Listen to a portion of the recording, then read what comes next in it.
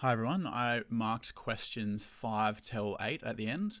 And the first question is describe how two of the following hormones regulate animal reproduction and behaviour. And of course, you've got the hormones listed here that you can choose from. So you had to talk about both reproduction and behaviour for both of the hormones, not just reproduction for one and behaviour for the other. So most people did pretty well in this, but the people that lost marks because they didn't talk about either reproduction or behavior for one or two of the hormones they chose. So that's where the 4 marks were. For two hormones, explain how they interact with each other for question B.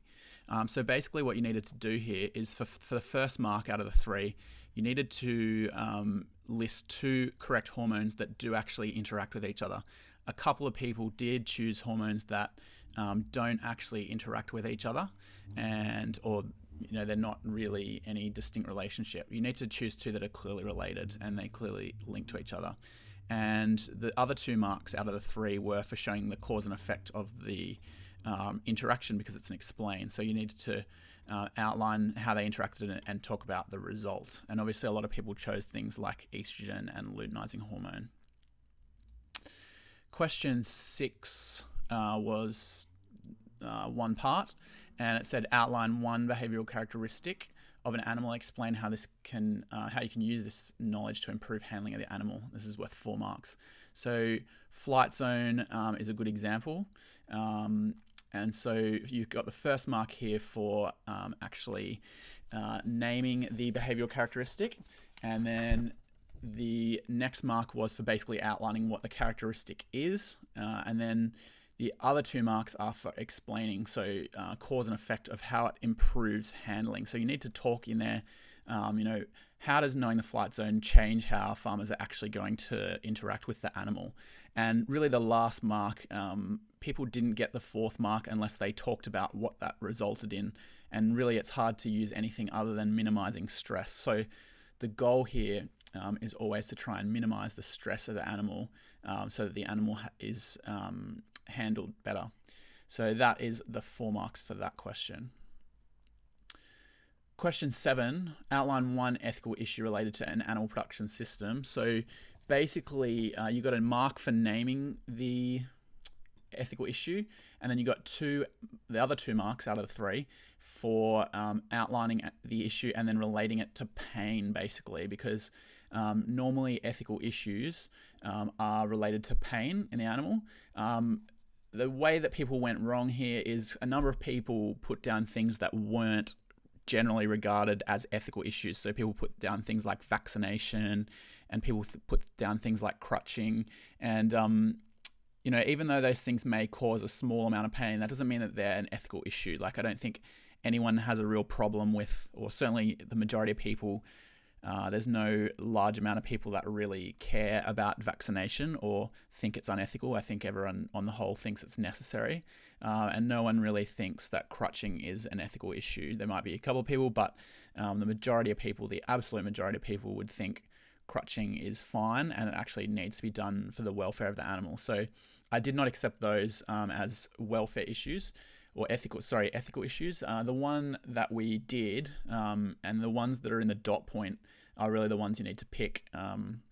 There's a number listed in the dot point, but the one that's relevant for us is mulesing is listed in the dot point. And so you really should be using those. So mulesing is a good example, and you need to basically talk about what mulesing is and then relating it to a causing pain, basically, which is really what all ethical issues pretty much relate to.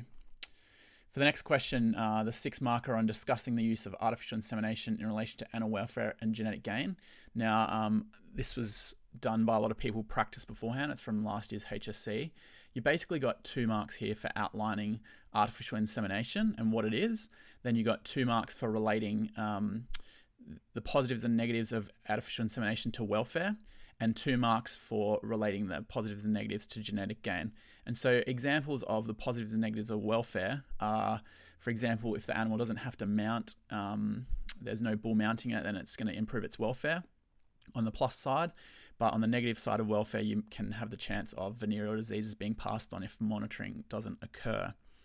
In terms of genetic gain, you need to talk about things like being able to get genetics from all over the world, which is obviously a positive. You can get genes from places that you might not be able to buy a cow from and physically transport here, which is a benefit, but it also risks reducing the gene pool if you keep using the same sperm from the same cow, from the same bull, and over and over again. It's going to reduce the gene pool in your herd. So there's positives and negatives there. And that's how you got the 6 marks, by outlining AI, positive and negative related of welfare, and positive and negative related of genetic gain. Moving on to the final question. So this is needing to discuss tensions a farmer may face in choosing between long-term sustainability and short-term profit. This is the S14 dot point. And this is one that in the HSC hasn't really been asked like this. So yeah, it's quite a hard question, I guess, compared to what anything that's been asked before in the HSC. So basically for this, you needed to, first of all, talk about some long-term strategies. So you needed to name some long-term strategies.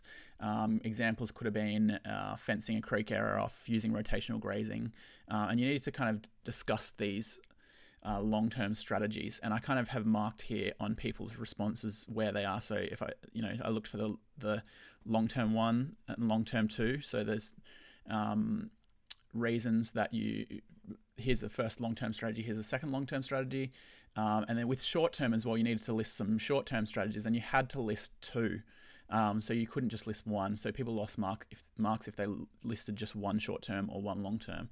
And I've pointed out here the first short-term profitability point or example, and here's the second short-term profitability example.